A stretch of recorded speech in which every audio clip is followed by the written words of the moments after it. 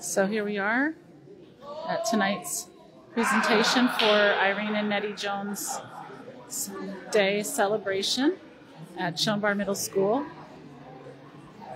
Started a few minutes early just to get people engaged and online. Hopefully more will join us as we go. We still have lots of people coming in the door, so like most events in Ketchikan, we'll probably get started a few minutes late. So we ask you to be patient with us online. But thank you for joining us.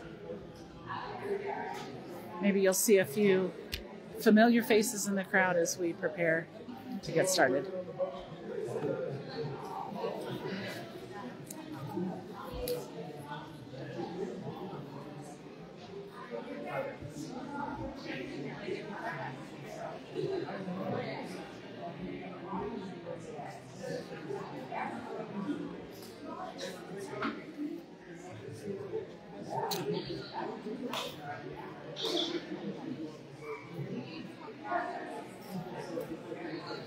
I'm going to show the schedule of events again one more time for those who come on a little bit later. Take a screenshot if you want to be able to refer back to it.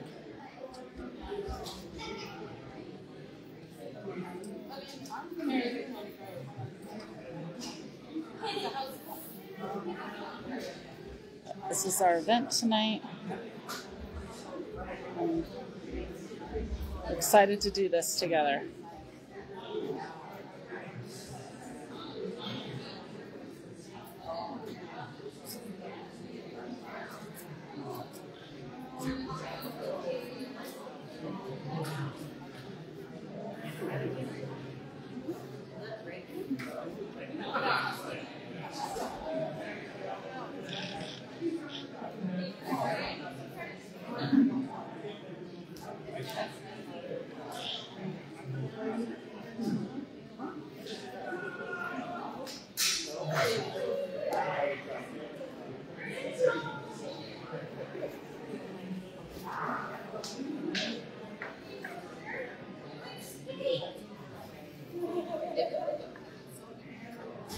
Looks like we've got some drums in the house, so we're going to enjoy some music tonight,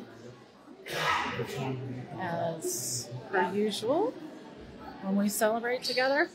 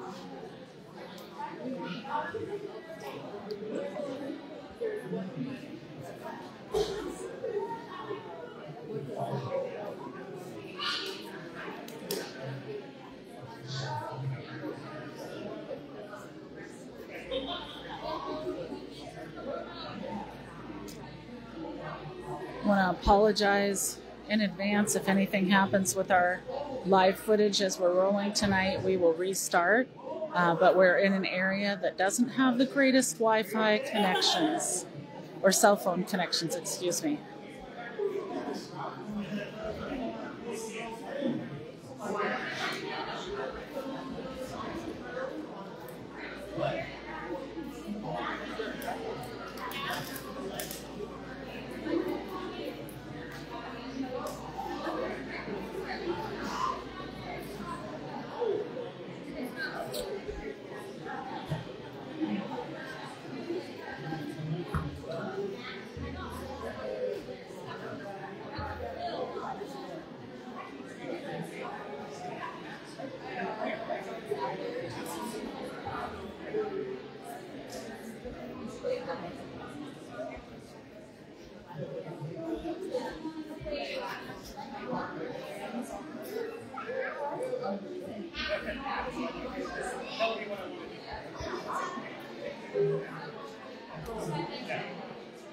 Yeah, Betsy, it's great to see everybody in the room enjoying each other and enjoying spending time together.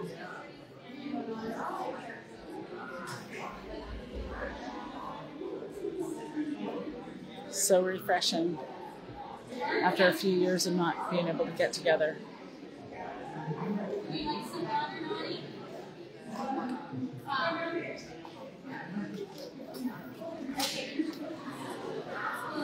We're about to get started. Hey guys, thank you for coming to Nettie Jones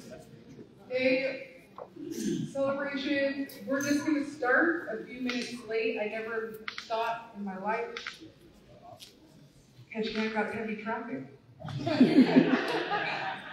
I never thought I'd say that, especially coming from the city. So just a couple more minutes. We have some powerhouse singers coming in from Metlakatla. We have other very important dignitaries stuck in traffic. But we're not expecting to push past 10 minutes, but we really just want to give them an opportunity to be here and be present for these first important remarks on the agenda. Please go get yourself some tea or coffee. If you are in an awkward place in seating, raise your hand. My son Gabriel, right here in the front, is going to go through, make sure everyone has water, tea, and please don't be humble when it comes to getting snacks. Ketchikan Indian community has helped us with some nice finger foods, and our president, Norman Scam. So please don't be humble. I want to see your plate full like you're at a buffet down south somewhere in Anchorage. And then we'll get started in a couple minutes.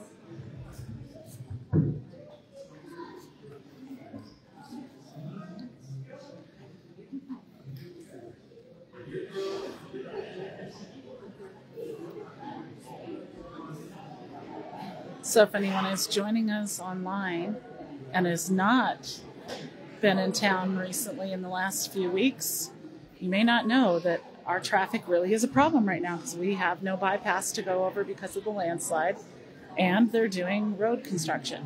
So we've got a few people we're waiting on, and hopefully we will get started before long. But in the meantime, I'm just going to pan the audience. You can see some familiar faces. Say hi to someone if you want.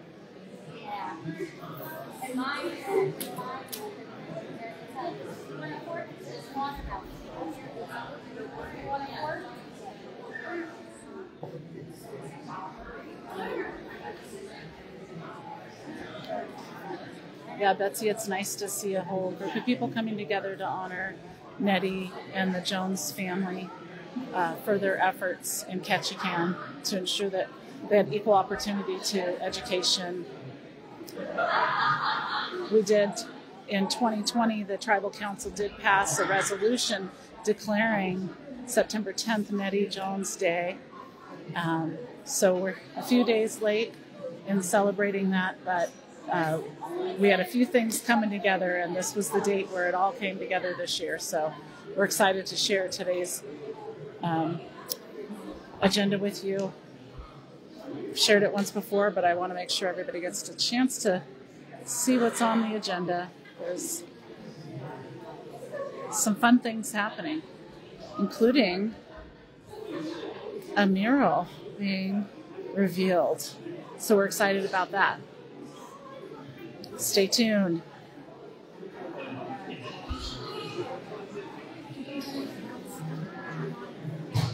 Some little ones came to enjoy the evening as well.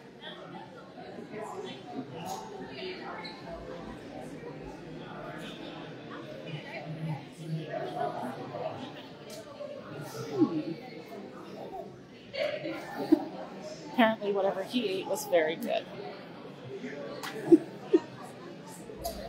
Hi, cutie. Say hi, baby. That's so cute.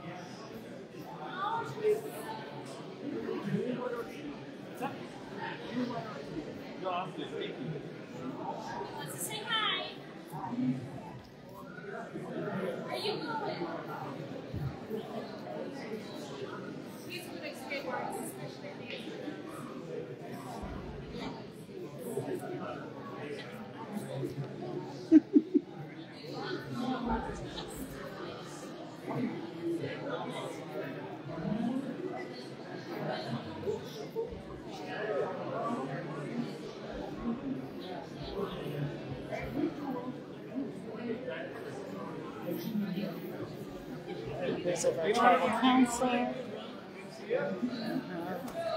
Irene Dial, our borough mayor.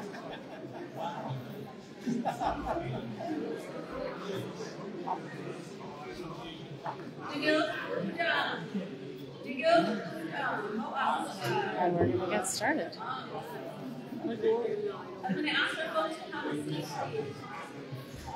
And thank you for your patience. I appreciate that. There's a lot of folks who are stuck in traffic right now and having a really hard time with it. But just out of respect for those who have calendars and schedules, we're going to get started. And as folks continue to come in, we'll just welcome them with love and with our respect as well. So thank you for being here. Hadala FC's, the Banaki Coach I'll get those getting named. Dolores Churchill, Dinan Alizon, April Churchill, Alizon, August Alinodi. I'm happy to be here with everybody. I'm really excited that we have this opportunity to gather with one another and that we've got family members with us as well. My name is Awa, but my English name is Teresa Garnell. I'm the cultural coordinator for the school district, and I come from Haida Gwaii, but I live in Ketchikan now. And I just want to say thank you for being here. I'm glad to be here. Before we move on, I would like to just stop for a moment and have people please join me in recognizing and honoring and respecting the first peoples of this land, the Sanipan, the Tantapan, who have stewarded this land since time immemorial, and I think it's very important that we continue to recognize that we are here on their land, and I feel very fortunate that I have that ability to do that. So, Paula, I'm going to pass this over to Ginger so that we can get moving on with the agenda.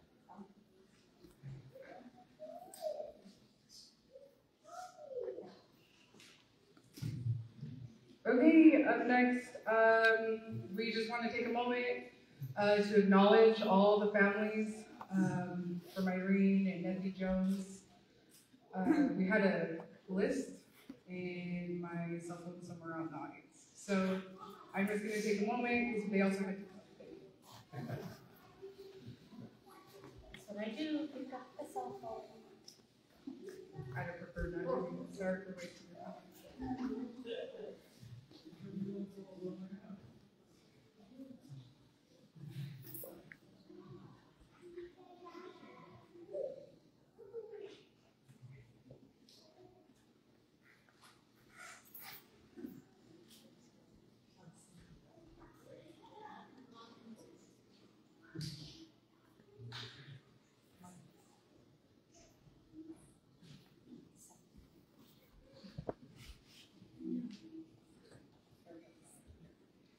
I'm just going to honor and take a moment to acknowledge the Jones family and the Kennedy family. I apologize for not having your names individually down. It's disrespectful on my part because I really wanted to acknowledge that these families are very much here and thriving within this community still, and they should be acknowledged and honored, and I'm kind of broken that I don't have this list because I haven't seen this done before. A lot of people assume that Nettie and Irene did things and their families moved away, but their families are still here and amazing leaders and have amazing grandchildren still within this community. And their families should be recognized in times like this, because if it wasn't for their grandmothers, I wouldn't have a higher education. Our children wouldn't be making dramas. They wouldn't be weeping in the schools. We wouldn't be here in Chombar about to sing a bunch of Indian songs.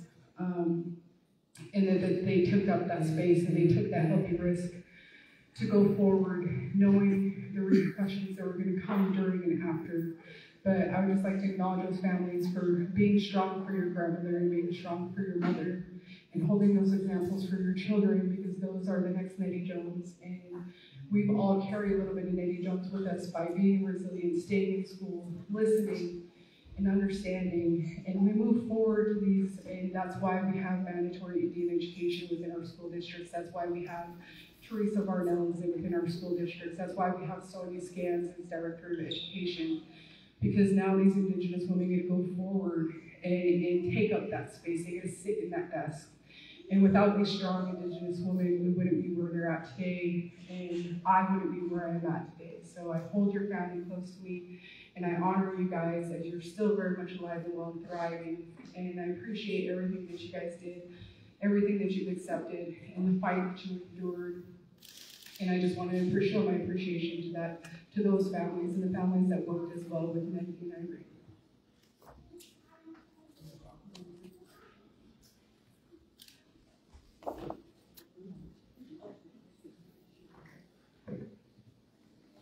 We're going to move on to the next piece of the agenda. Oscar has been very generous with her words, sharing, caring. She worked closely with Judy and also has been really very generous in talking with me about what's been passed on for her. So I'm going to ask for us to ask Oscar, will you please come and share your opening words?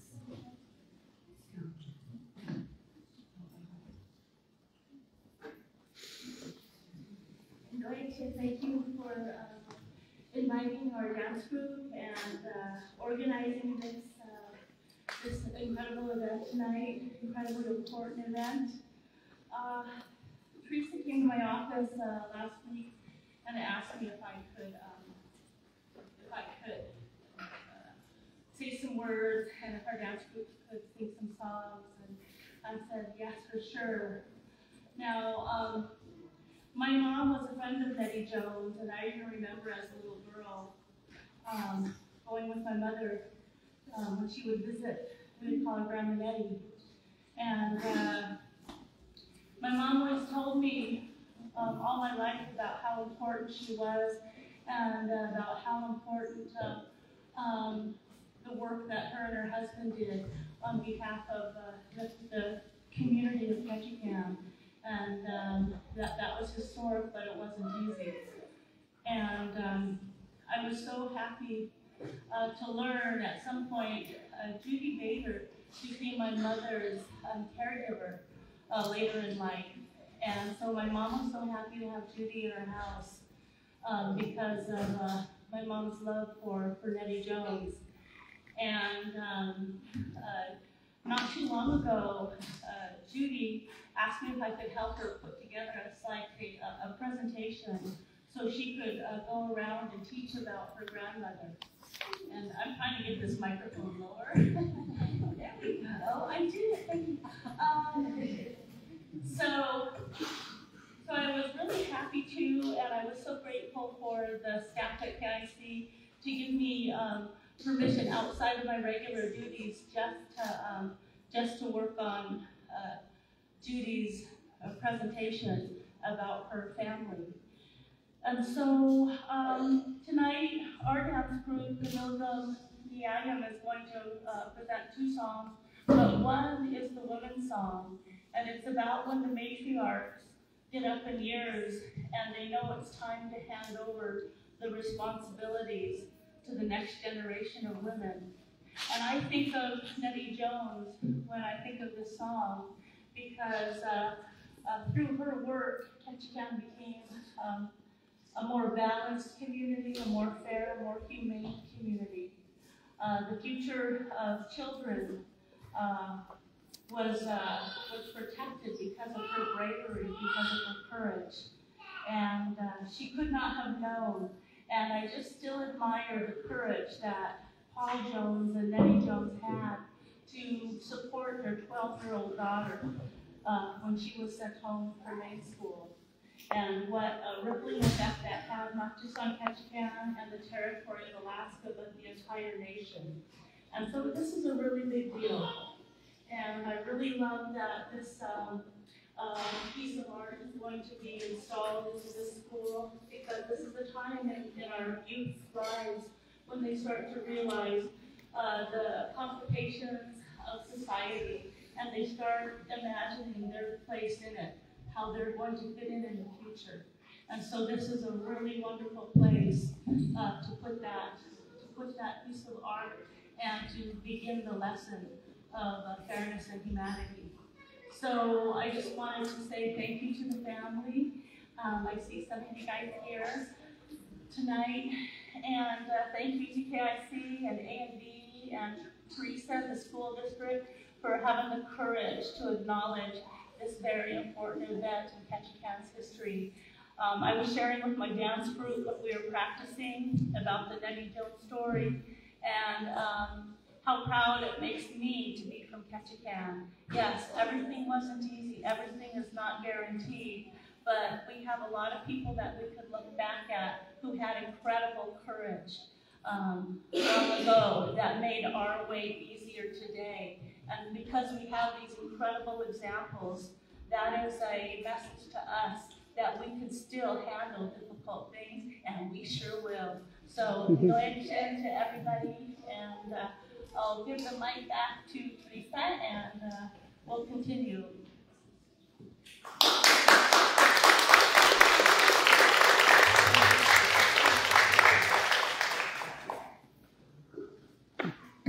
I appreciate that. It's always nice to listen to your words. I always feel your words. I don't just listen to them. I'm going to ask at this time for Chuck Wright. And I would introduce Chuck Wright, but he's good at it. So I'm going to let him. Hello, my name is Chuck Wright, and I'm an educator here at Shomar Middle School. I would first like to welcome you all here at Shomar Middle School. Hey, stop. In our celebration, one of the many civil rights leaders that have come from Ketchikan. In my 18 years teaching here at Shomar Middle School, I've come to learn, of course, about the legacy of Nettie and Irene Jones, Ernestine Jones, Jeanette Kennedy, Nellie Kennedy, you know, and I learned that from Judy Needham. And Teresa Barnell had helped bring her into my class, and she told the story. And at the time, I had a documentary films class, and I was just struck by the story and the importance of how this story needed to be told. And so it was a story that many people, including myself, I'm from Missoula, Montana originally. I did not know the story, and I had talked to a lot of my friends that are born and raised in Ketchikan, and they did not know about the story as well. And so I thought it was paramount that students from Shomar, as well as the students within our district, know about this story. So thus you can understand how happy I am that all you guys are here today to be in front of you as we celebrate this story of Irene Jones and Nettie Jones Day.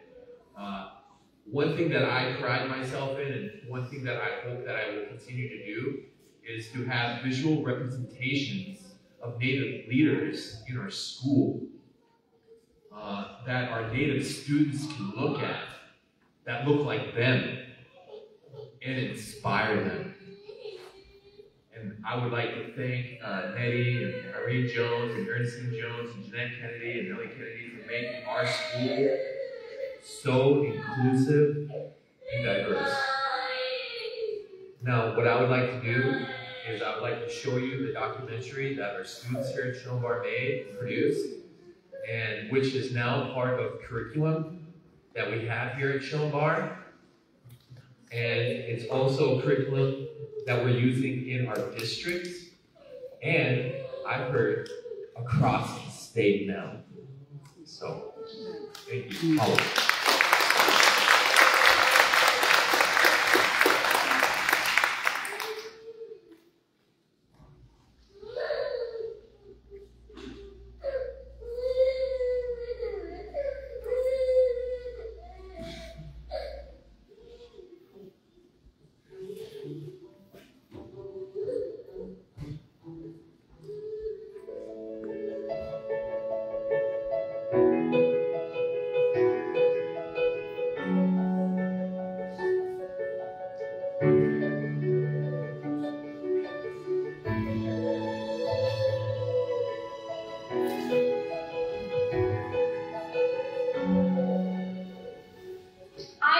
after that scene. Irene Jones and the desegregation of the Ketchikan School District.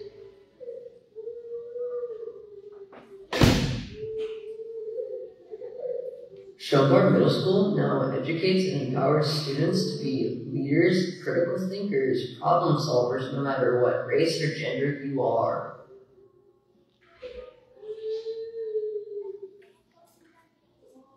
Students at Shelburne go to the same classes together, go on camping trips together, and go on survival trips together. They also compete against other schools around Southeast Alaska.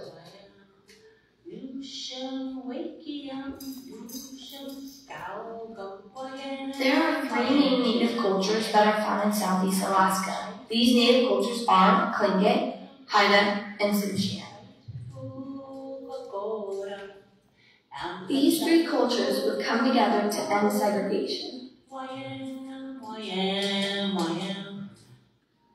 Not all students were allowed to go to school together in Alaska's history. In 1867, Russia sold Alaska, and by 1869, the peace policy was passed. And the goal was to bring civilization to American Indians through education. Formal contracts by the federal government were given to churches to help to deal with the Indian problem. By 1898, 14 federal schools and 15 mission schools were founded throughout Alaska. In 1906, Congress passed the Nelson Act. This established a second school system to educate white children and children of mixed blood who led a civilized life and segregates Alaska schools. Native education was the responsibility of the Bureau of Indian Affairs, part of the U.S. Department of the Interior. Some Native students attended the main school, which sat up top of a hill overlooking Ketchikan, though most natives went to the federal elementary. The act or practice of segregating, a setting apart of separation of people or things from others to form a main body or group. Nettie Jones was born on March 6, 1894. She was married to Paul Young Jones and was the mother of 7 children. The Jones made their livelihood from fishing. Nettie Jones wanted her family to attend the main school, as she has done. Nettie did not want her children treated differently and to attend a regular school. Main school offered a better education as Indian schools were inferior. The Indian school was located at 429 Dearmont Street, uphill from where Texas used to be. Ketchikan Creek was seen as a segregation line. North of the creek was for white culture. South of the Ketchikan Creek was where the natives were restricted. Natives knew that if they crossed the line, they would face severe abuse or harassment. Some natives went to the main school, but only if they didn't look too native or if they were good at basketball. There were 3 main schools in 1929 in Ketchikan, Alaska.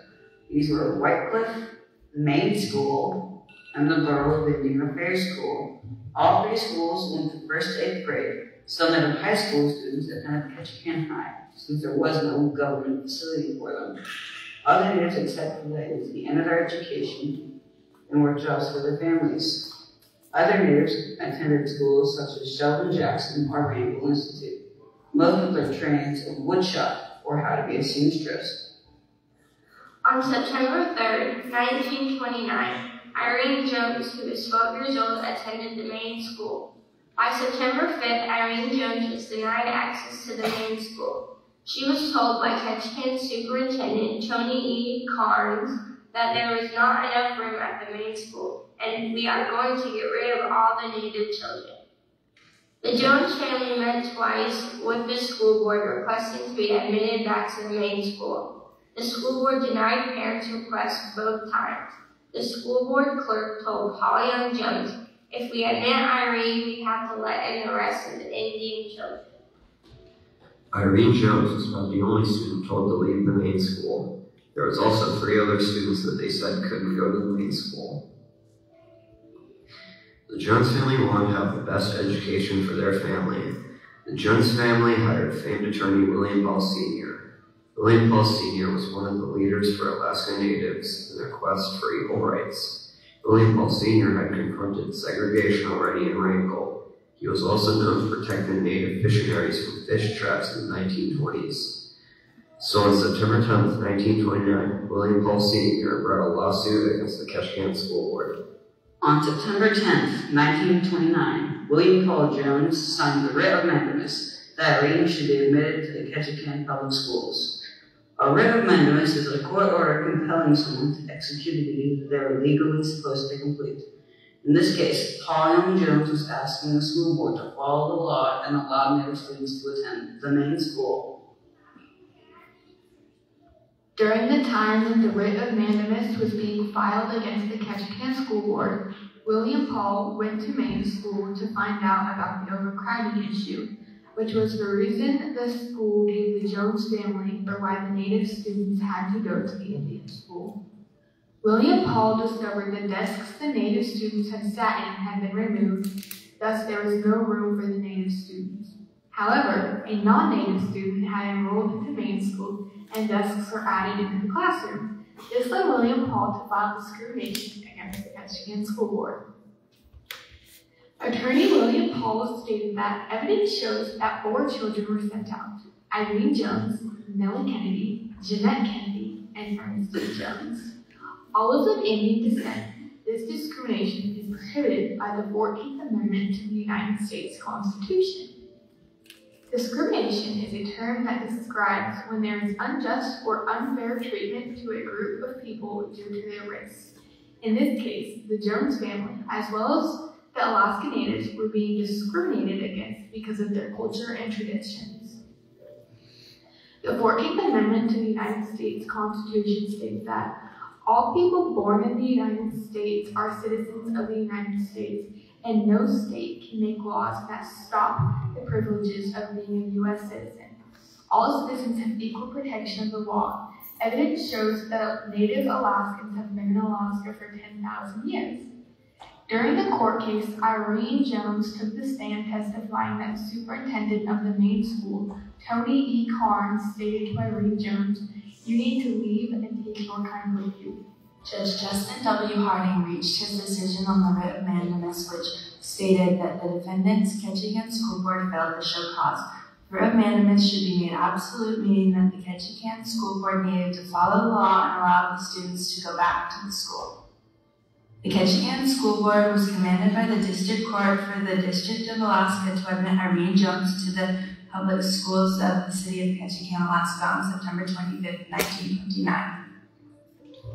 The Jones family had won as the writ of mandamus was ordered to be absolute, yet problems still happened for the Jones family. The Jones family would be shunned by the white community for questioning and winning against the practice of segregation. Second, the Jones family were also shunned by the Native community for causing embarrassment within the community. After the ruling, only Irene Jones returned back to the main school. The other students had been through so much they didn't want to go back to the main school and return to the Indian school the rest of the year due to it being more congenial. Irene went back stating, "I fought for that desk, I'm going to sit in it."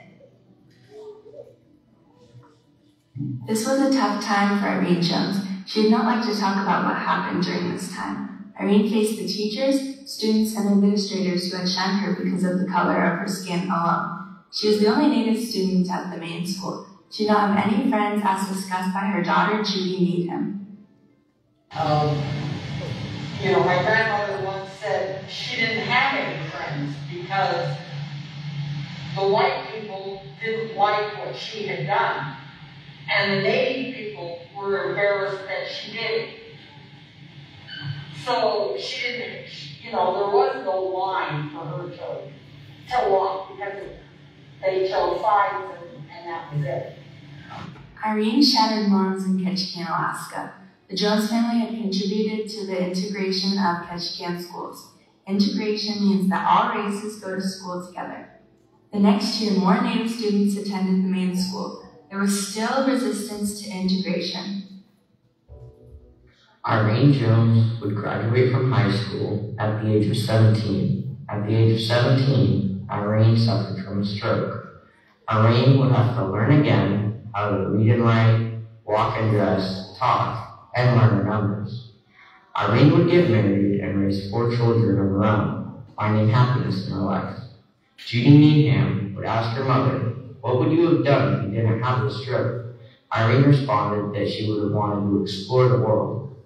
On December 27, 1979, the Ketchikan Gateway Borough School District would issue Resolution Number 172, stating the Ketchikan Gateway Borough School District respectfully acknowledges the accomplishments of William L. Paul Sr. and Nettie Jones Ellison after 50 years in their efforts for equal education opportunity for all students. Today, students all go to school together in Ketchikan. In Ketchikan, there are 5 elementary schools, 3 middle schools, and 2 high schools. Students can choose what schools they go to, no matter what race or gender they are. Students have these opportunities because of the Jones family and their stand against racism and discrimination. For that, we would all like to say, Hawa polyamorous. Hawa William Paul Sr. Hawa Kuishi Irene. Thank you. Paula and William Chen. Kadashish, Irene Jones. How Gadashish and direction Irene. Gadashish Irene. Paula, none. And I'm shouting, and I'm shouting,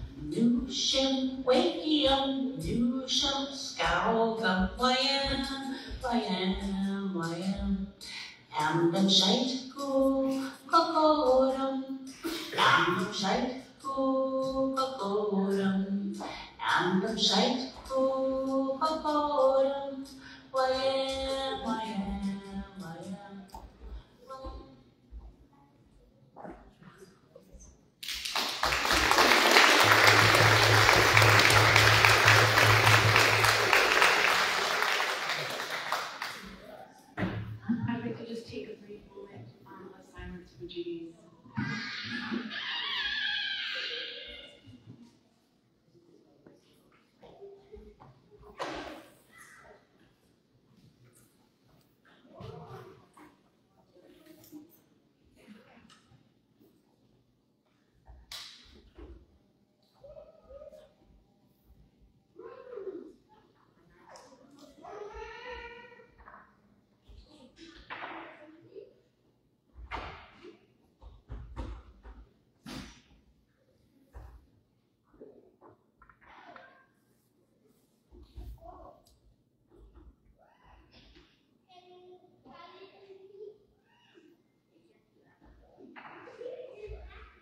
I want to say thank you to Chad Fry. He just never gives up. Like, I asked him to do things, and he's like, of course I'm going to do that. But he's never said no to anything. He always takes it to the next level. And I have so much respect for you. Thank you so much.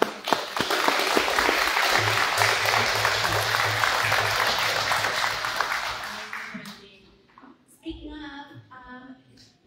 please, Superintendent Roberts, would you join us for just a moment?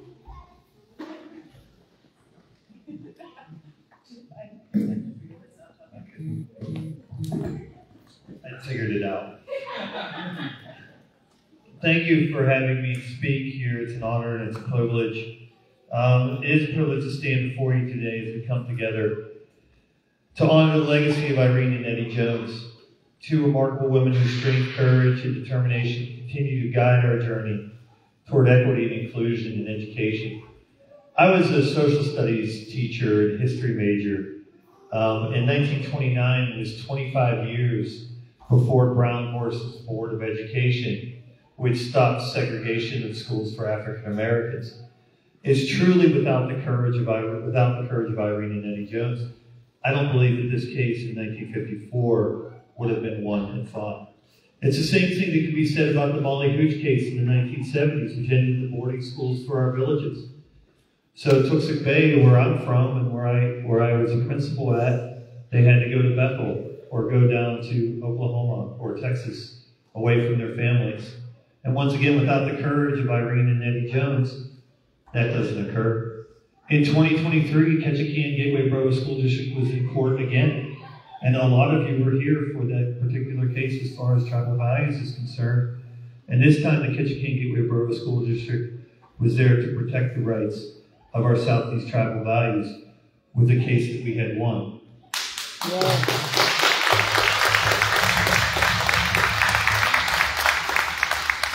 On a personal note, as superintendent, it's one of the proudest moments I've ever had in education.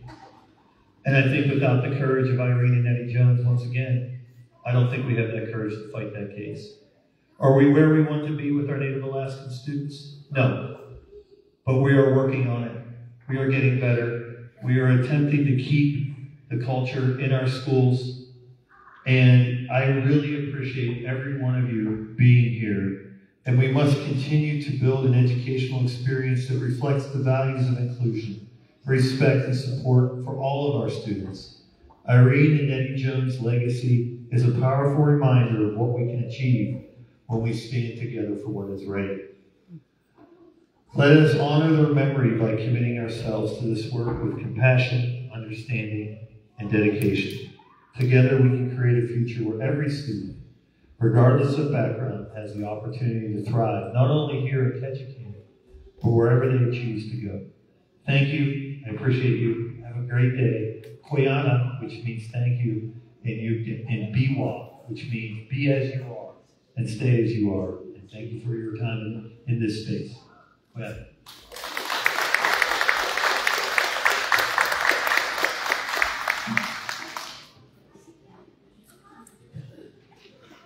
I'm going to ask for Ginger McCormick to please come up at this time. This is going to be the space that we've created to sign our proclamations and have our dignitaries please come up and join us as well. All right, so can I get all the dignitaries to come to the front? Norman Scann, President of the Ketchikan Indian Community. Frank Saludo, Mayor of the City of Saxman. Rodney Dial, Mayor of Ketchikan Gateway Borough. And last but most certainly not least, Janilee Gage, who is sitting in as our mayor tonight. Standing in as our mayor tonight. This is one of many proclamations that I have brought forward. This proclamation was not written by me. This proclamation was actually written when Gloria Burns was president for KIC. So I did copy and paste a lot. And I added a couple of words in there. Proclamations to me are important. It reminds us how far we've come and where we need to be. I think the superintendent said great himself, this is not where we're trying to be at, and we're not done. We have to be teaching correct history. We should be eliminating the Western history to give that Western emphasis on our people. We have enough history, especially here within Southeast, that we don't need to know who Christopher Columbus is or anything down there. It's nice we can have like as a filler or maybe our language. Indigenous languages within universities are now known to be college accredited to have a language, so we no longer have to be taking French and Spanish. We can go in and take Tlingit now. That's the moves that we're trying to make, and with the leadership that we have before us,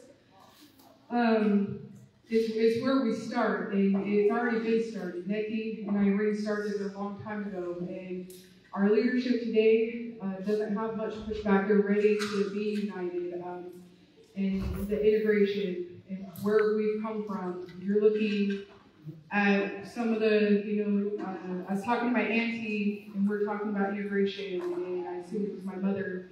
But if you think about it, my mother's one of the first ones that went through. Terry Burke, we all went through. opted out, we all went through watching our mothers be the first ones to be integrated. Hearing those stories about, me personally, my mother getting beat up for just wearing an eagle feather to school, and she never went and let her pride behind her. We have amazing weavers in the room that could have stopped weaving. We have language speakers that could stop speaking, and they didn't. And we'll never forget those, and we're never going to forget the leadership that's in front of us today that stands behind this proclamation as united as this island is. It's not just Ketchikan. We're including the entire island's leadership for a reason, because we are one, and the only way we're going to do this is if we do it together. So I do have an extra here proclamation that will be 2 extra proclamations being signed. One of those is we have Keenan Sanderson in the building, and we will be presenting that to him so he can deliver it to the school board. They have their meeting tonight, so it's unfortunate, but we're happy that they're meeting because they're getting stuff done, I guess. So I'm going to have Rodney Dow come up. He's going to be our proclamation reader.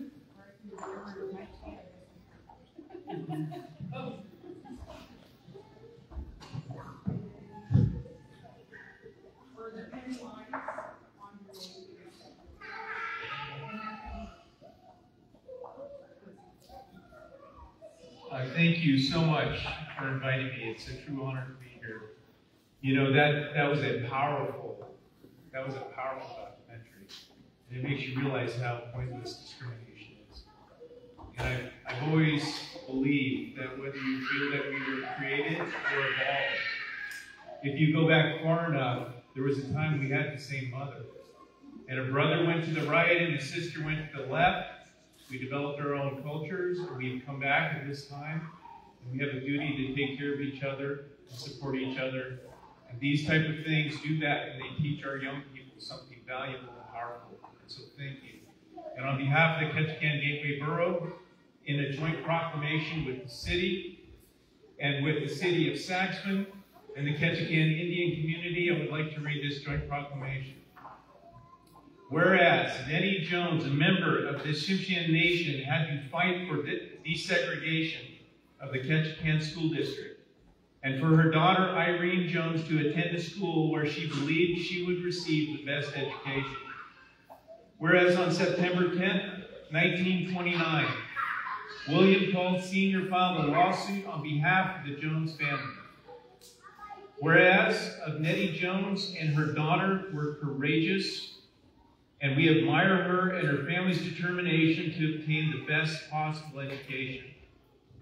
Whereas the current work of education reform is something we will continue to do in honor of Nettie Jones and others who have created change for us to grow and learn. Whereas every Native student has a right to learn and be successful in our education system, high school, or university.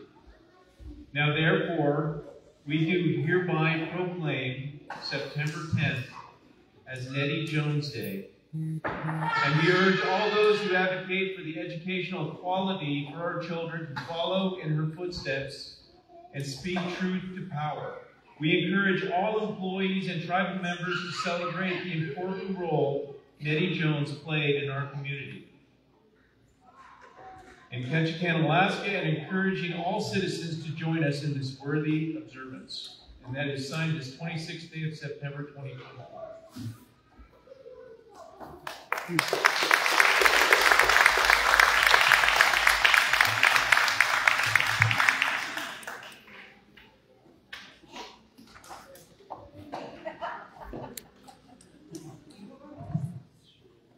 And I'm just going to take a moment to allow our other representatives to share a couple of words. I guess I'm going first. Generally, Minnick Gage, I'm the granddaughter of Harriet Hunt and Jane Talbot and Thelma Minnick and John Minnick. And, you know, I grew up here with many of you. I see a lot of familiar faces, and I was so excited when this film came out and we were able to do the proclamation in 21, I think it was. COVID kind of has me screwed. And I actually ran into some of the kids that were in this film the other day at the U.S. government class. And they were so excited that we were doing this tonight. I did invite them to show up. But one thing I've learned, that we have a lot of extremely strong women in this community. And I was raised to be a strong woman. And the Nettie Jones and Irene Jones stories was one that my grandmother told me about. And it taught me that no matter what, stand on your own principles. Stand on what you believe, and I can't even imagine the strength it took to stand alone. And sometimes I think that weight is a lot, but I know that when I do it, and I know when I see other strong leaders do it, I feel power. And that power extends and continues to grow, and it makes change. And it is just feels amazing.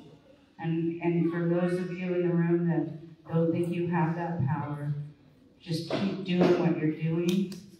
It will come, and you have it. Thank you. Gunachish and hug.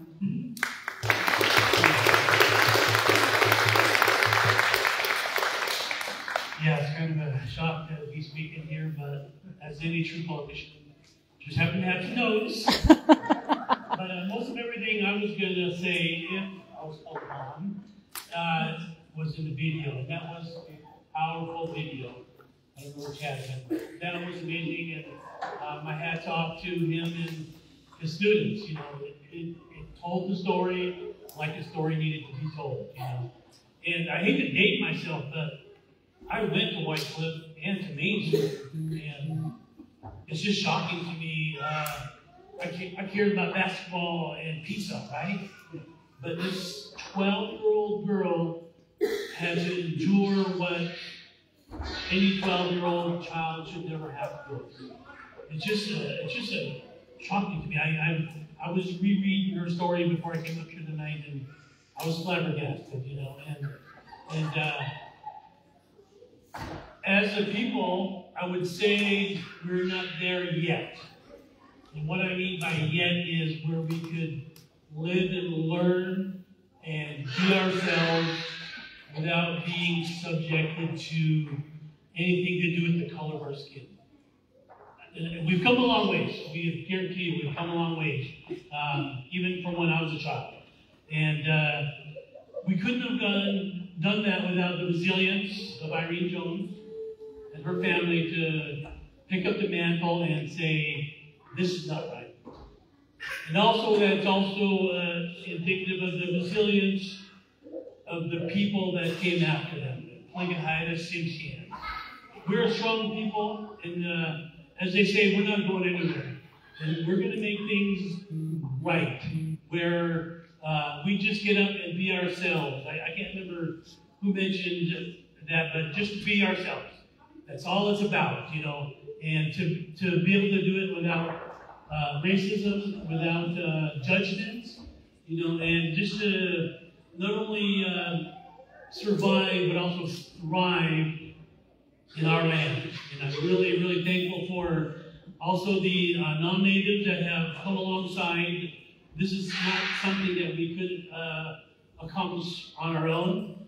And to be able to not come up and be above, but side by side. And that is all that really the goal was through Nettie and Irene and their family, was to just be treated as equal. And I am so thankful that they had what it takes. And really, really amazing accomplishment that I look forward to the video and the history to be used more and more, not only in Shulmar, but the school district, and throughout the state of Alaska.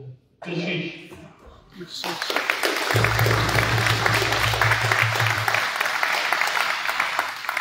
All right, so we're going to start signing the proclamations now. The pen that is next to your name start with. And then do not let go of that pen. That is your pen to keep. So all of you should have a proclamation here. And then we have 2 extras, please. I'd like Teresa Barnell to have a proclamation for her office, and then we'll also be presenting one tonight to the school district.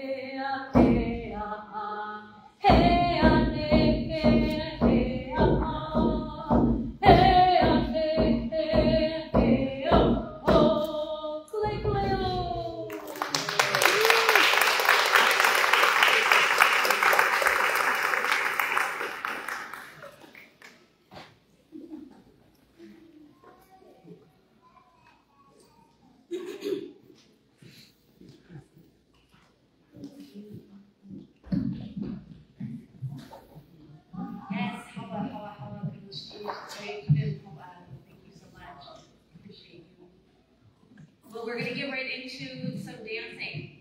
It's time to start dancing and bringing out some joy.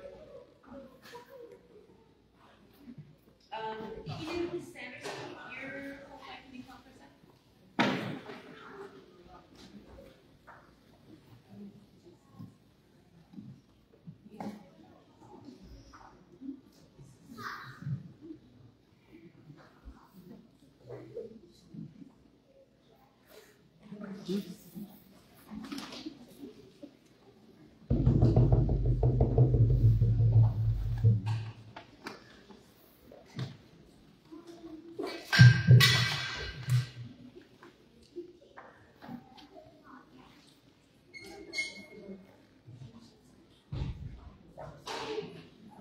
Which one of you signatories didn't listen to directions and didn't take your pen?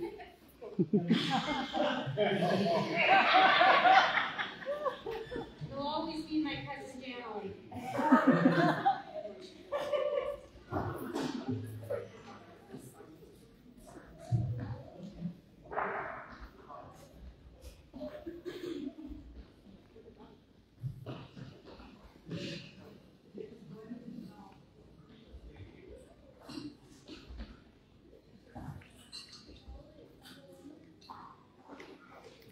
And Crazy Wolf Studios is always there for us when it comes to gifting our signatories. They stand behind every single proclamation we've ever written.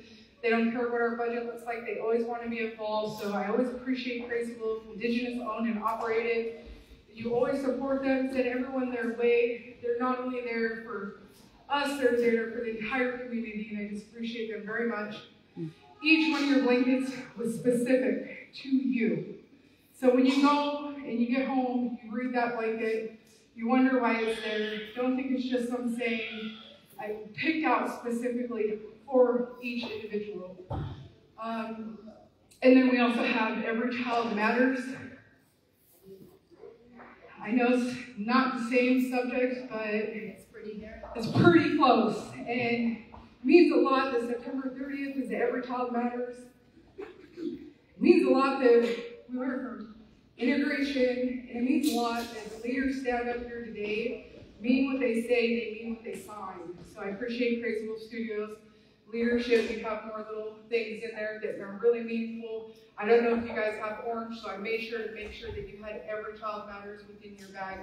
And I appreciate you guys. And please be sure when you run back to your offices, make sure you get it out there because Every Child matters. And until our children from the Tongass and Cape Fox get returned home from Jamala and everywhere else, then we're going to continue to wear orange, and we're going to continue to fight for every single one of them to come home.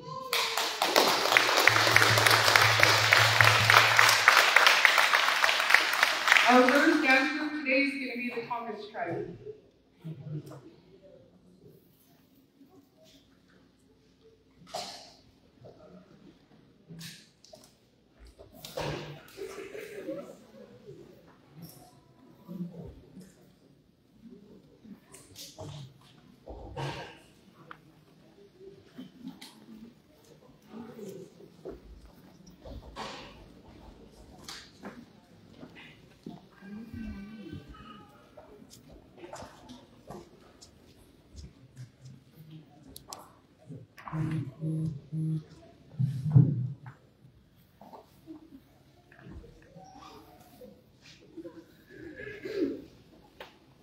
Hello, we're the Kazakhwan or Tongass tribe, Tequay.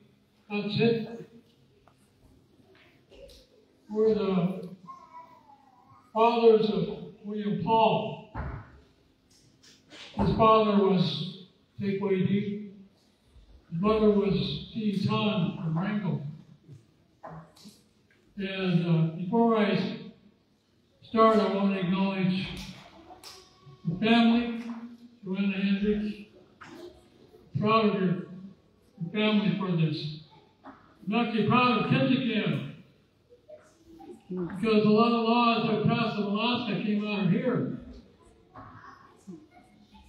William Paul, his mother, defended Charles Young in Wrangell when he voted. He didn't give him his rights as a native. He didn't give us cultural.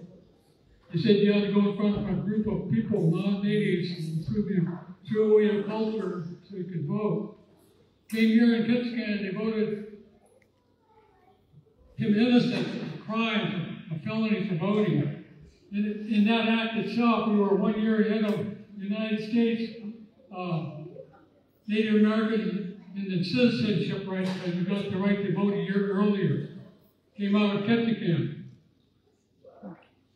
And, of course, the main school, that act itself made it so that we could go to school earlier than in the United States. They desegregated the school much earlier than they did down in the United States. I think it was in 1968. All came out of Ketchikan. And more recently, proud of the council here for protecting the arts of Ketchikan, our economic means of making support. That's been a very good move. And William Paul,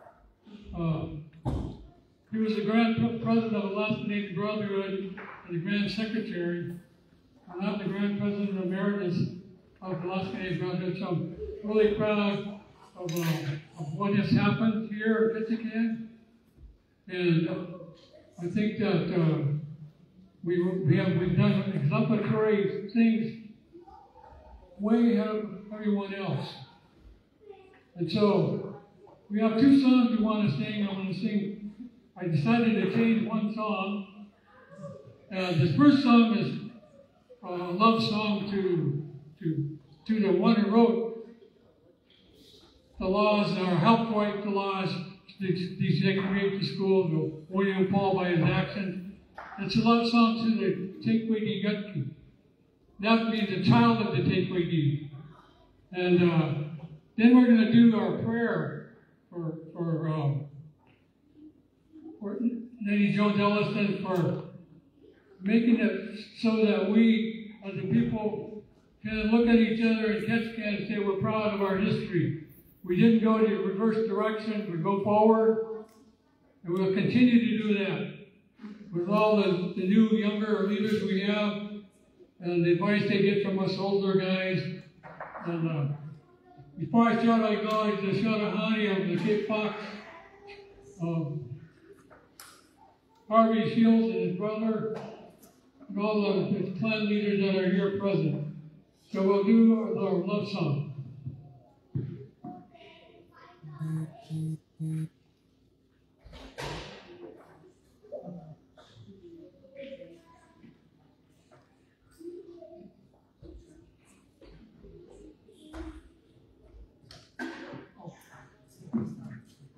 My wife always corrects me. They go to me recognize Judy Needham's family. We recognize her family as part of the people that helped out in the historical perspective of how proud we are of their family.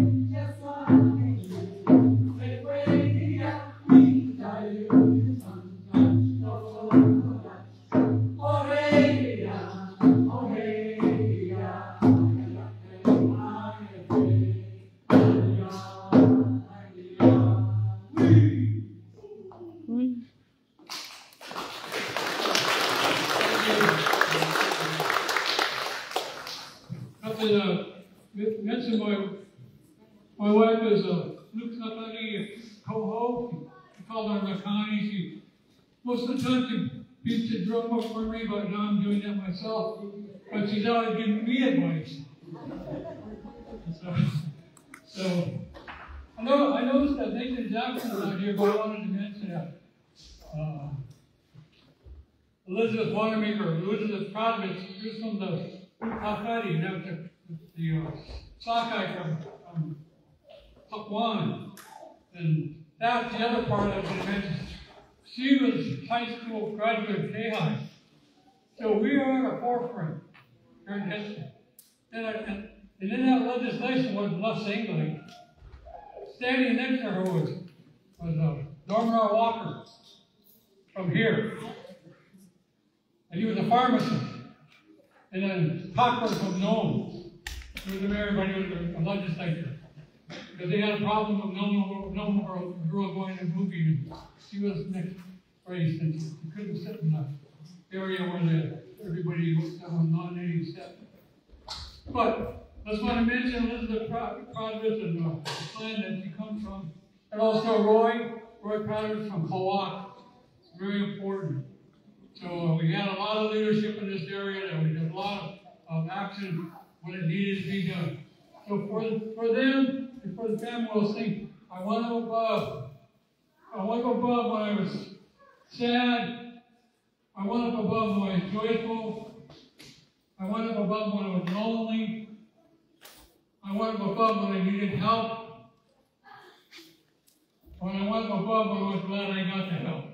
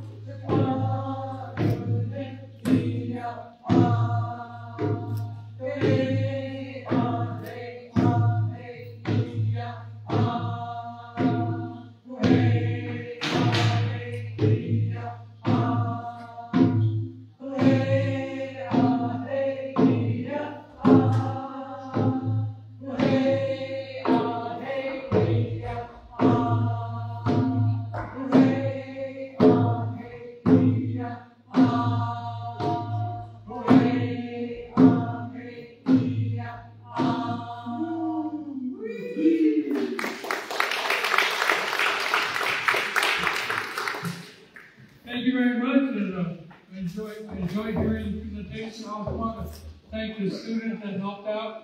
It's great to see that. And KIC. And the team.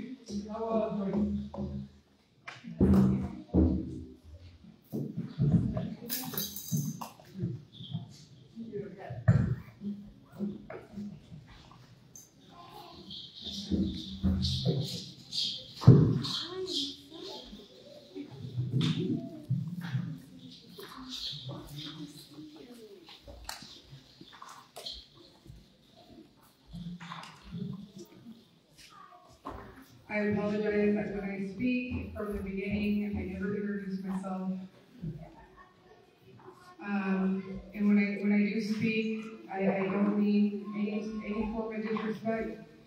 And I know with our aunties and elders in the room, some of these subjects can be very heartfelt. And so I just want to speak gently and kindly so I don't mean any offense. And I have the worst being foul in the entire room. That's why I said this is children-friendly events. Once he starts behaving, you might want to get your kids to behave so they're no longer child-friendly. I have practiced this, and I don't have any Shemalia speakers. The closest one I have is my cousin Mariah Williams, and she gets me every time with pronunciations and everything. I don't hear Oxidal's dance group enough. And when we bring Oxidal's dance group up enough, we need to address the dance group. And I practice. Now I'm nervous. Gemelian name is our next dance group, and it's an honor to have them here.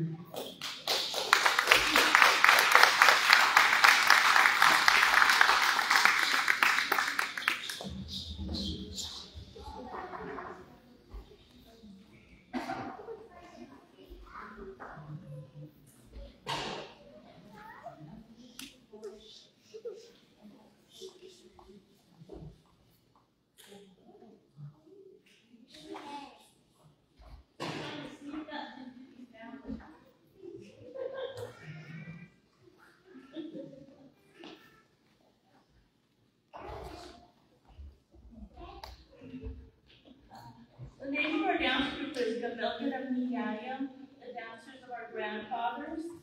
And my name is Ashley Dow, and I am a Sintian language teacher. Our Sintian dance group started in 1995, and most of the songs were composed by my mother, who was a fluent speaker of Somalia. And we're going to do 2 songs tonight. The first song will be the peace song. And my mother told me that this is the song that needs to be sung. We always had a peace song long ago. And when different people come from different nations, different villages, and we're all under the same roof, it's a time to think about putting your differences aside. And as the people, we can do really great things if we can unite and be unified and care for each other. So you have to think peace is not easy. Sometimes it's challenging. And so you have to think to yourself, am I truly willing to put my differences aside? Will I really help my brothers and sisters? Do I really love my brothers and sisters?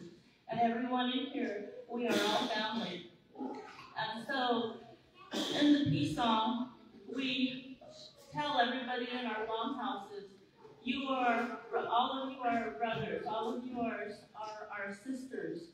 And if our hearts can be united, everything will go right.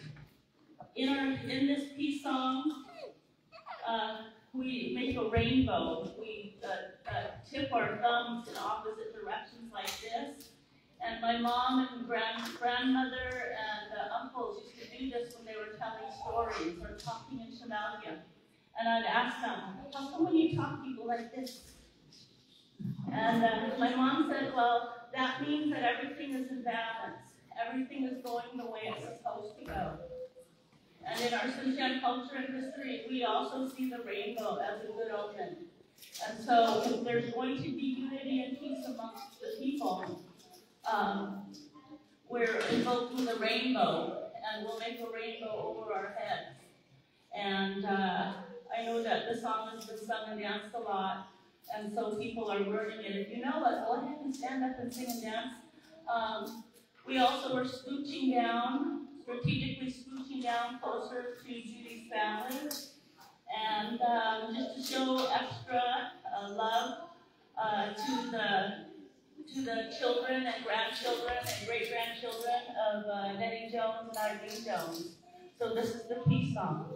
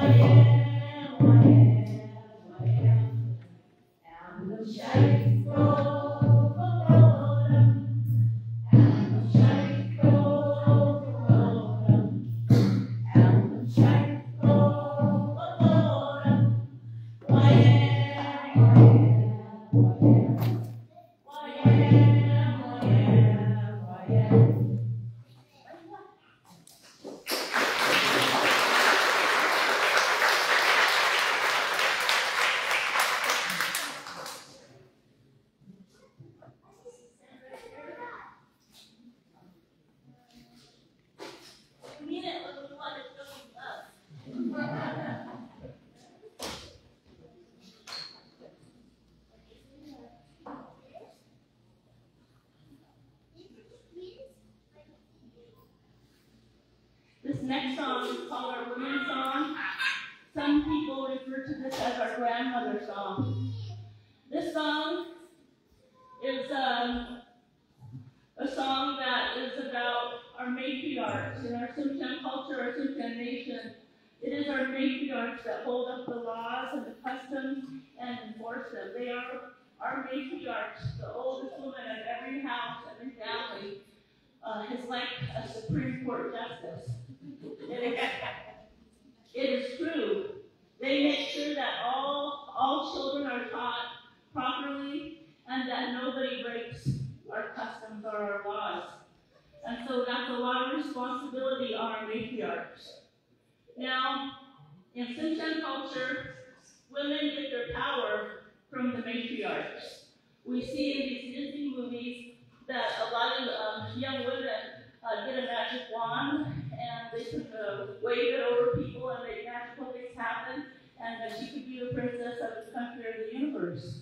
But in Tsimshian country, you are handed your responsibility and your authority and your status from the matriarchs.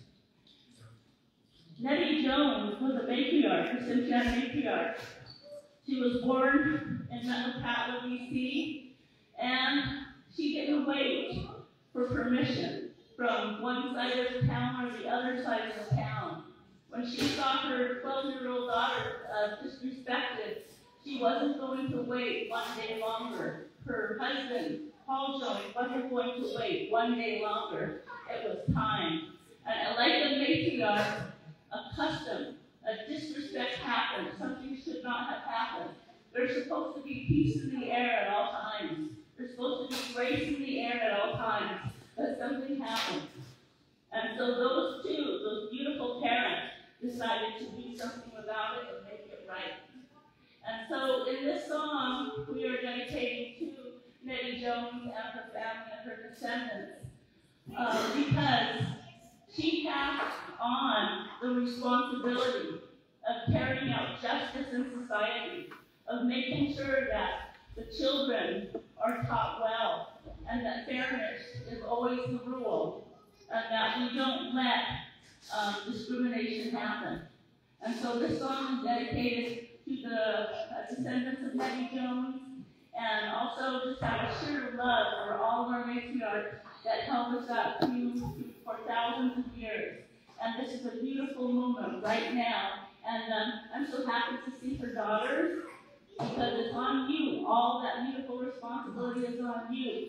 And I see you, Joanna. I know that you've taken that responsibility to heart all your life. You sure have. The city has watched it.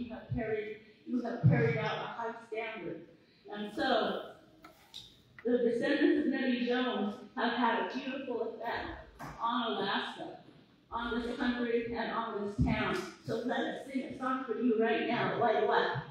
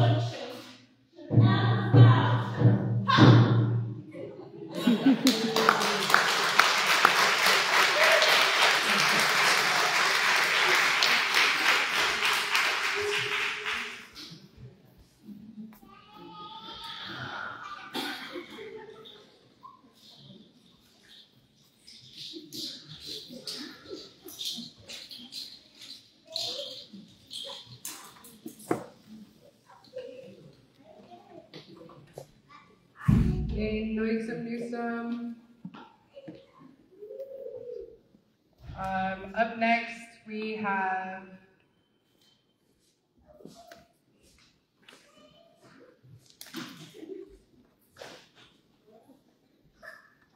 Haida Descendants. We have Haida Descendants up next.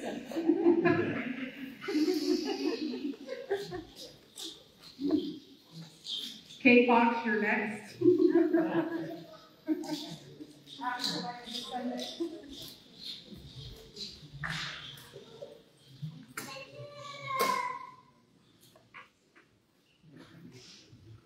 Hadat Lassi, Lynn King Faith Gooding A. Lodman, Dolores Churchill, the non-collegian, Holly Churchill, the out-collegian, Ils Killing Stem Unity Kiam.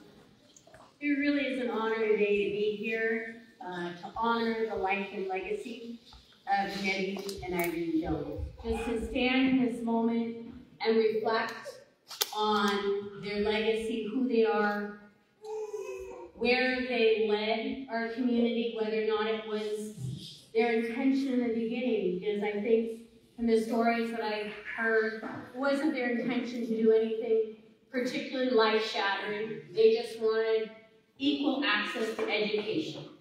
And we're willing to fight for it in a way that many folks aren't willing to go ahead and put themselves forward in that way. And so before we sing our two songs, I do want to recognize the Kennedys and the Joneses, the Needhams, all the beautiful faces and family. It's fun for me to stand here because Ernestine Jones, of course, is my auntie.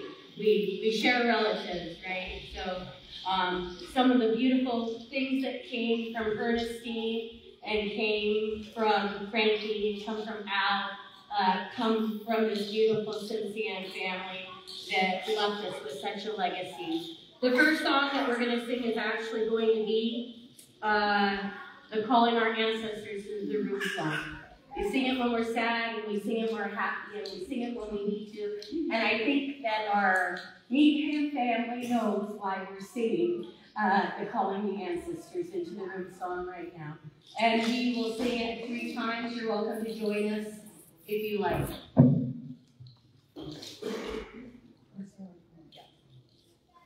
Gianna reminded me to move the mic away from Gianna.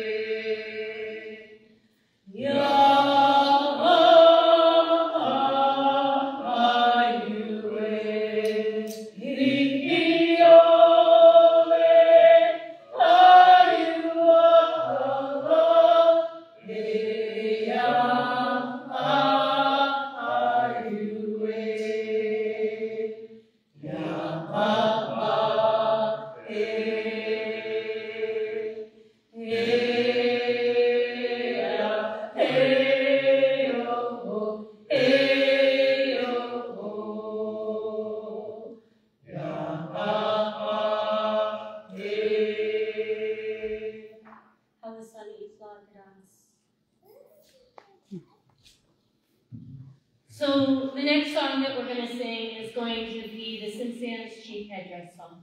We're going to sing it not because we claim this area that we know is Tlingit that you have for millennia, Sonia Kwan and Tonopon people who lived and thrived here, who raised their families, whose names are on this land. But we're singing this headdress song for our Cincinnati loved ones, for the family of Nettie and Irene, to just place a moment of thought and an honor onto this time and this space where we come together. You know, this is just one part of the story that's being shared. The reality and the depth of the experience that she and her family and that the folks that had to live through that era went through is profound. And some of our loved ones may never be able to speak the story that existed for them in that time frame.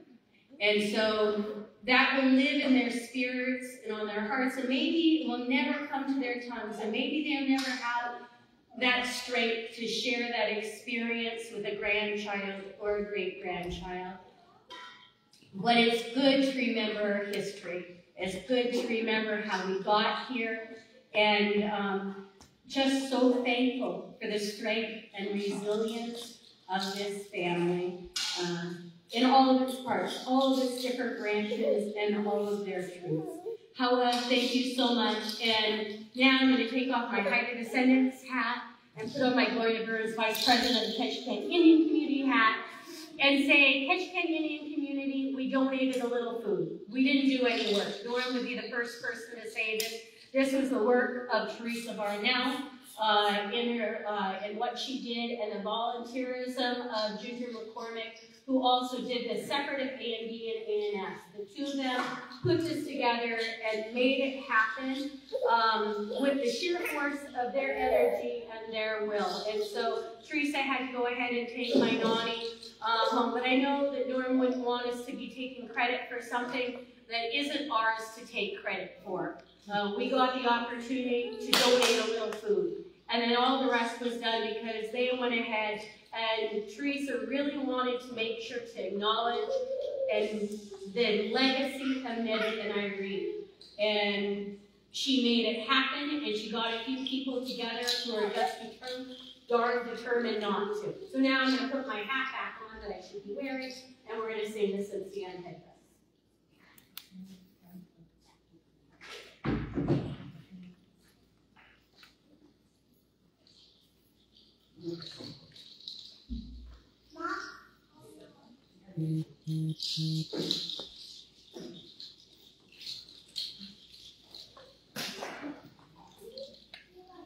Open it up. I can't have my back to all those beautiful Cincinnati people in the back and the backside.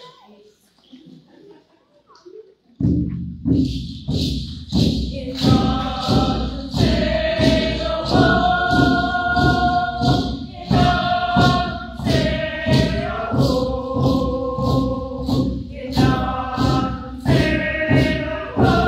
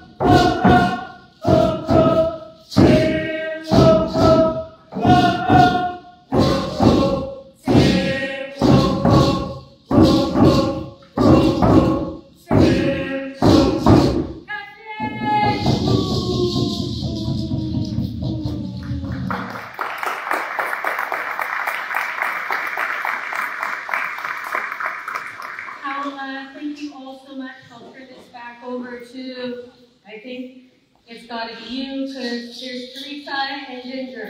So over to my cousin Teresa and my not sister-in-law, Ginger. You heard it. I'm not really. You said it or something.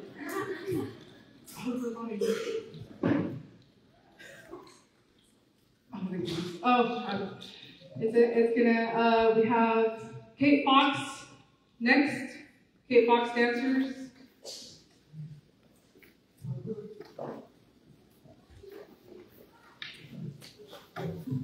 And two, we've really gone over our time. I just wanted to share what was left on the agenda. We'll get to because of the Kate Fox dancers, which is always a treat. After that, we are going to go downstairs.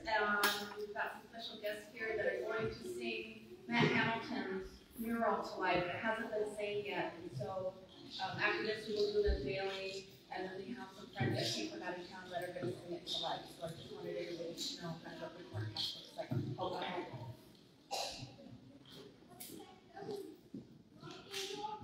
And it's huge. What a great film that what you're presented to all of us. It means a lot of where we're at today, of what they done that proclamation that, as you always know, we're always moving forward. My name is Kana, means over something. My English name is Harvey Shields. My mother's name is Martha Ann Shields. My dad's name, Albert Shields Sr. My uncle's name, Joe Williams. Joe Williams Sr. My mother's from Rango. My dad's from Sitka. So my aunts are from my Uncle Joe Williams. It's great to see Nettie Jones and them, what they Irene Nettie Jones, of what their accomplishments in their time with us. It meant a lot to all of us as where we're at today. As one K-Fox originated from 50 miles south of where we're at today. And we, as it was said, I heard back then, why we moved from old K-Fox to where we're at today was so that our kids can go to school and learn. And that's why you see the schoolhouse that was built there. There's a picture in the KSC building there when it was built for kids to go to school. And it's still there from that time to this day here. Our kids have learned a lot. They always come home and even my grandkids on how they're learning things. We have so many leaders that have stepped up to the plate, say, I'll do that. They knew why. It wasn't for them, it wasn't for their families. It's for people they represented, people that they're speaking for. All my nieces and nephews here, we all went to main school in White Cliff, as I did on growing up. We felt, kind of felt it as we were growing up on not being able to speak the language fluently. It was told that we couldn't speak it. That's why the elders did teach it to us. And maybe it's our fault too for not asking. But we were young, we didn't know any better. We just told that we couldn't speak it. But I'm glad for all dancers that what they've handed down to us on each and every level, the songs and dances that we do today, we are teaching our younger generation about schooling. This is what it takes to be where we're at today. My mother always said that if you don't have you're not with the dance group, she said to dance with us, which they totally enjoyed. I apologize for our dancers here. We didn't have our regalia on with us. And I remember all the schools that were built when they kept building them. They built this in Shombar, they built Hotline over there. And I was wondered why everything was going up. Just so our kids can have someplace to learn, get an education from school. We have so many things to be thankful for, all our leaders that we have. They bring things to the table that we wouldn't even think of. Their language, goodness, cheese for that. It means a lot to each and every one of us here. And so many more out there that still learning of who we are and where we're at. Like my uncle said, goodness, cheese ain't enough. It goes beyond that. Because that's what he wanted for each and every one of us here today. But I'd like to thank Norman for the invite here to be with you and hear the songs and the story of Irene Nettie Jones. Our prayers are with the descendants of Nettie and Irene Jones. Prayers are with you. Goodness, cheese for the family, descendant family of Nettie and Irene. We have so many out there, so many that have passed on, that has done a lot for us. When you hear their stories and what they've done for each and every one of us, goodness cheese to hear their stories and their backgrounds on why. It's good to see the language that's being taught in the schools, and to hear it continue to go on. There's so many leaders out there that they pass on what they've learned and what they've heard, just as we have for a lot of years. And it's just like, you know, we pass on, we don't pass out. We learn from what we're taught, the songs and dances that the mother has taught us, our dad, aunts and uncles. That the songs that was given to us to learn and take care of. Like we're the caretakers to pass it on to the younger generation. As if we don't, we let our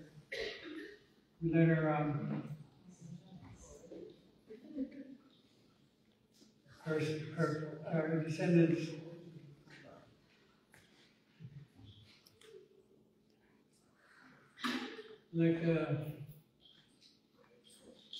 also thank my brother for being here with us tonight.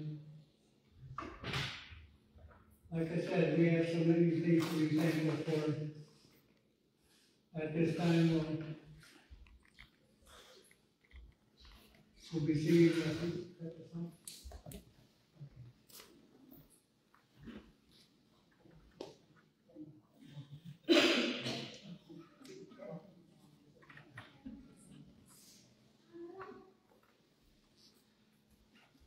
First song we'll be singing is to honor the descendants of Irene Nettie Jones at this time. Oops.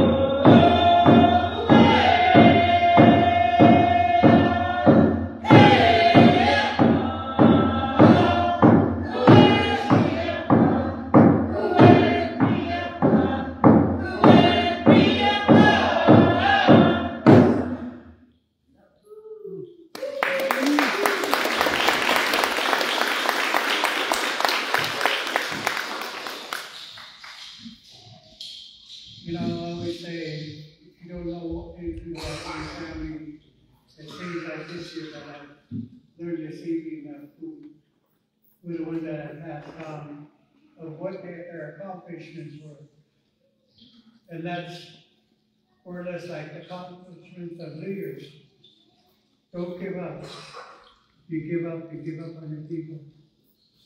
Once you step forward, you keep moving. You learn as we go, like going to school all over again. Our certificate is what we give to our people.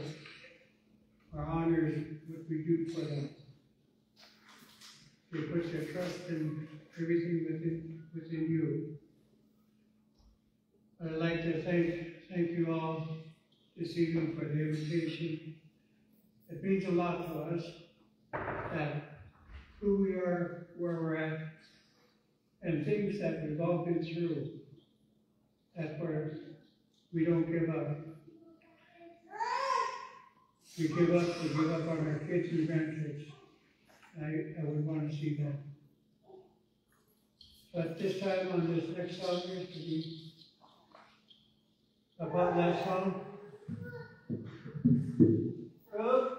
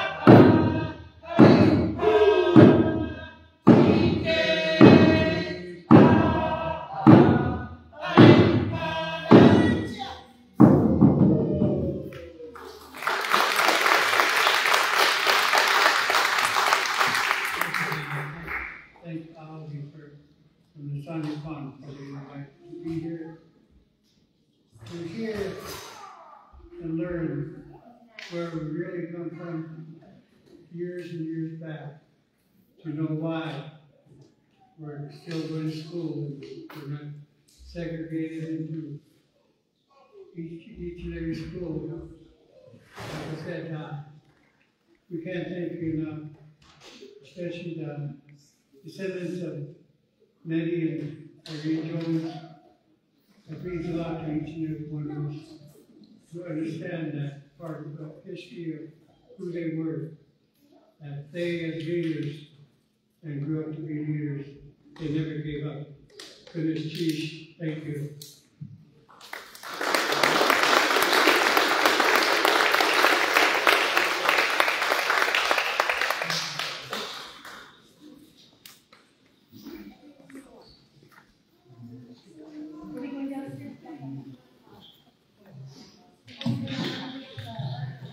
At this time, I'm going to ask Matt Hamilton, will you come up for just a minute?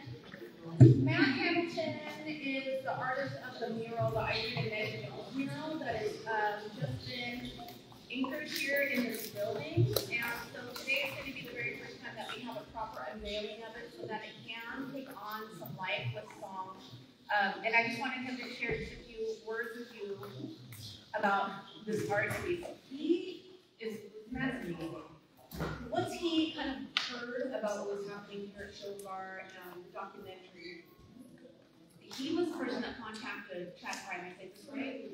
And said, I want to do something for this. Like, he didn't say he wanted money for it or anything. He's like, anything I can do, in whatever form, I want a part of this. I want to do something. And so that is how and why we ended up with one of those streets and murals in town, and it belongs to the community. So I just want to say, hello to Matt, and please, Matt Hamilton.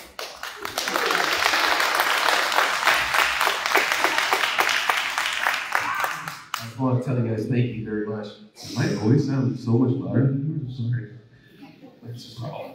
I just want to tell everyone thank you so much for doing this. Last time we attempted this, it was the middle of COVID, I believe. So I didn't get just deserving as I felt like. I've been surrounded by amazing women in my life that have pushed me to become a better man. And we don't talk about that enough. And one of the things that was super important to me was,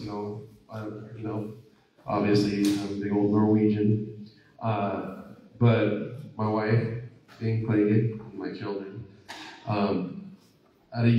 Just a few years ago, my friend was doing he was typing in a whole bunch of stuff that he had listened to on these old recordings of traditional, like almost 75, 80-year-old tapes of these amazing Native women telling stories.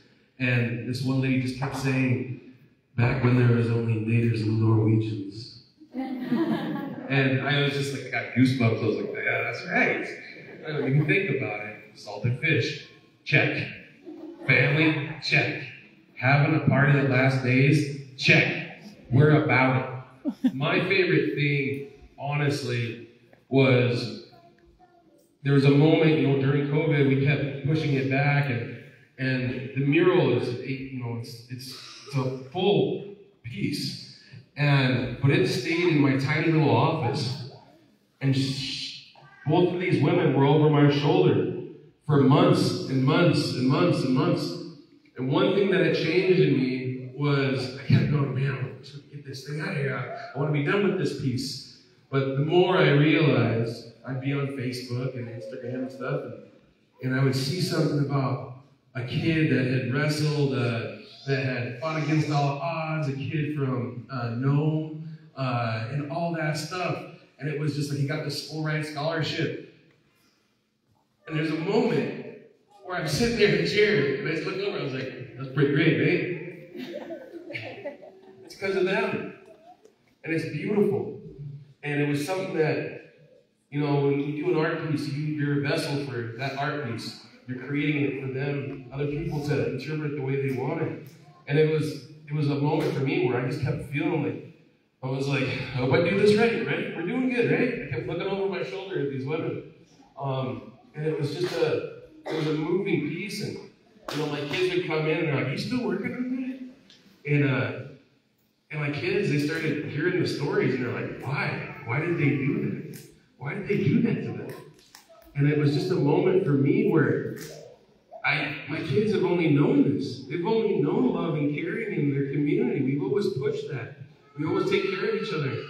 And for them to not think that our community was like that at one point was they're like, that doesn't make sense. It doesn't work in their mind. So it was a great opportunity to teach them. I have an amazing woman in my life. This is my wife back there. She pushes me to be a better man all the time, against my will. But it was a moment, trying to be, being that person to be like, look what all these amazing people in the world have done to push things forward, make things right, do the right thing, right? And the thing is the big Norwegian stands up and is like, hey, these guys need help. It's not helping you guys. But one thing my wife has taught me is sometimes you just stand behind them. You just stand behind them. That's all you do. Be that person in the background who say, tag me in when this gets too tough, because I would love to participate. So I want to say thank you to her and her ancestors and all these amazing people that have brought all of you here. And just like I tell my wrestlers when I send them out, you know, right before we go out for our big championship matches, I always tell them, your ancestors, you are the product of people either standing their ground or running for the hills. And we're about to find out tonight who you are. And it is a moment that my kids are like, let's go, coach. Let's go, coach. It's my favorite thing in the world to inspire and encourage. But this piece, this was them. It was that push over the top for me. There are some things in this piece that hopefully do I get to talk about it a little bit down there? Because there's some pieces that I have hidden in there for you. The people that can be here tonight will hear pieces that most people won't ever hear. So I just want to tell you thank you so much for coming here. I know we're running late, but you guys are amazing, and I'm so honored, and I feel so proud to be a part of this. And I love standing behind and being that person who walks off and carry a big stick. Let's roll. Thank you guys.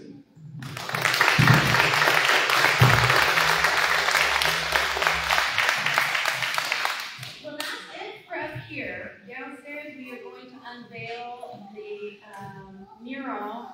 Matt's going to share a couple of words because there are some heading pieces within the mural that you probably wouldn't get unless somebody really pointed it out to you. We also have a desk from during this time that is on loan, and I couldn't believe that it came to me, but it's downstairs on display, and it was from Main School during this time in our lives.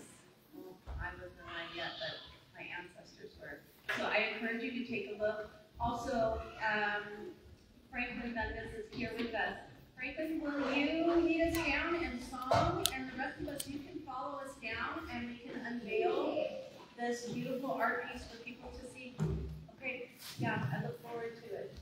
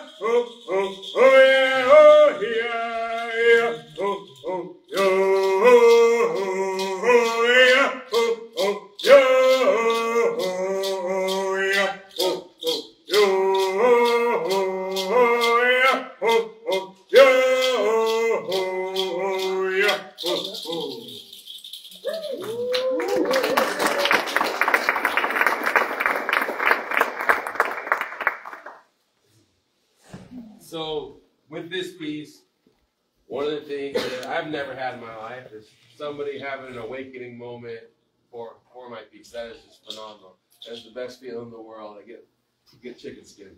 I love it. With this, like I said, having these women over my shoulder for months and months and months, you know, being inspired by it, you know, truly, person that really spoke to me as a kid, that was a special person to me, was Barbara Pierce. Barbara Pierce sat with me for hours and hours and taught these fat fingers how to make some octopus bags, right?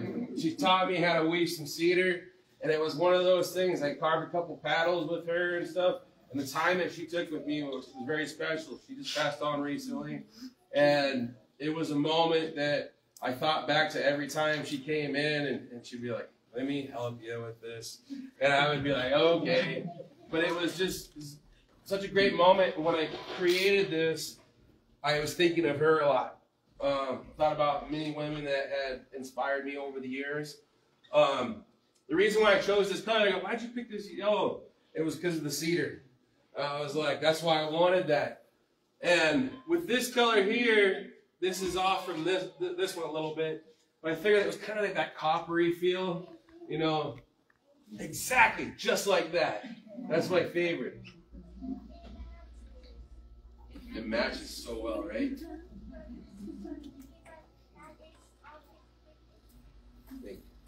I needed that. So with this piece, I was inspired by the old Jack Johnson, the Muhammad Ali, the big fights. This was like a fight poster where they had the two fighters like ready to fight, right? So I had that and I incorporated that into it.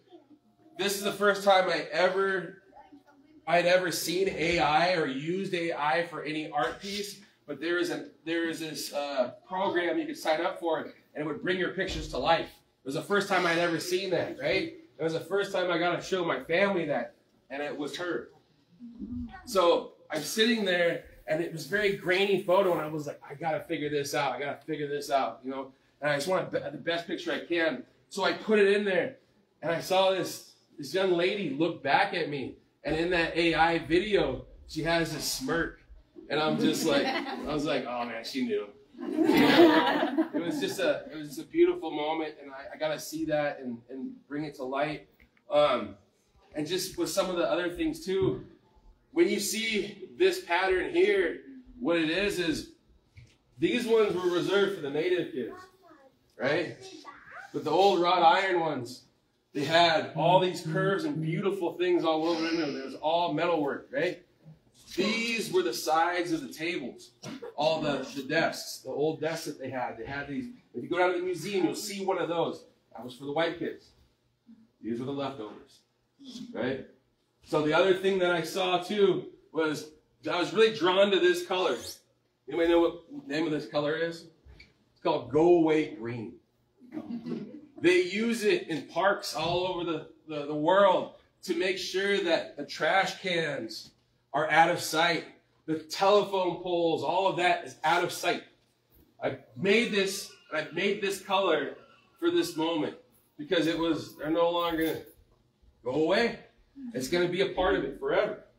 And so just seeing these women stand up for what they believe in and the people that stood up with them, you know, like I said, there's been many times where I had looked over my shoulder for months and months and months and had that moment of like, look at this. This is awesome, right? Facebook, look at all these wonderful people doing such nice things. And then I remember the first time I'm working on a project and I see this one thing and I get really excited and I turn around. It was the first time they were gone. So they have inspired me to be a better person. They inspired me to stand up and help other people. But for many years, I never understood how to help, and they inspired me from beyond. And it's just my favorite thing in the world, and it's one of my favorite pieces. And I want to say thank you so much for you guys singing that. And I've never had a piece like that before. So thank you guys very much. I appreciate it. Thank you, Matt.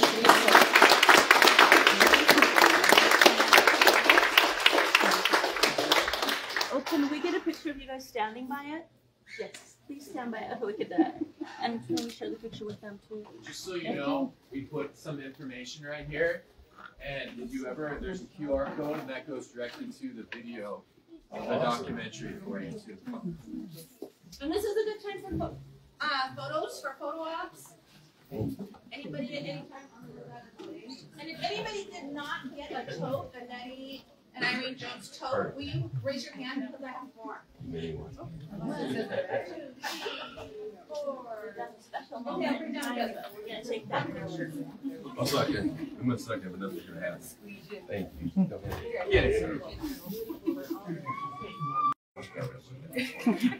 Also, while we're enjoying the mural, it might be a little PTSD, but this is also the desk from 1929. We ask that you please don't touch it. That's why I started off. How ironic. They don't want us to touch it, so we're going to not touch it, but feel free to know that that's the desk. It's beautiful to see you all there. Thank you. A very special moment in history. Enjoy action.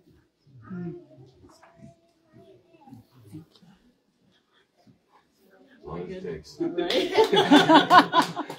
here before. Yeah. Thank you. I heard clapping. That's it. That's always my key. That's always my.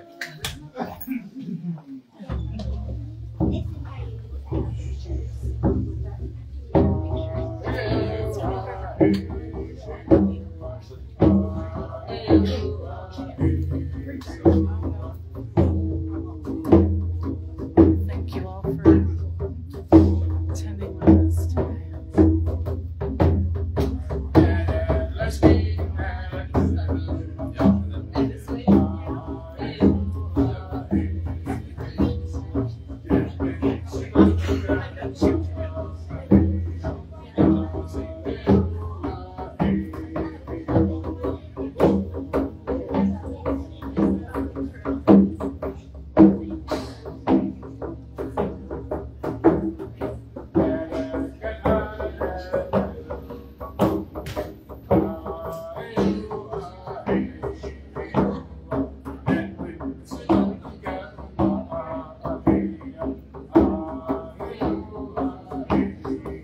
Betsy, we will try and post a photo online on Facebook as soon as we can. Thanks to everyone for attending tonight.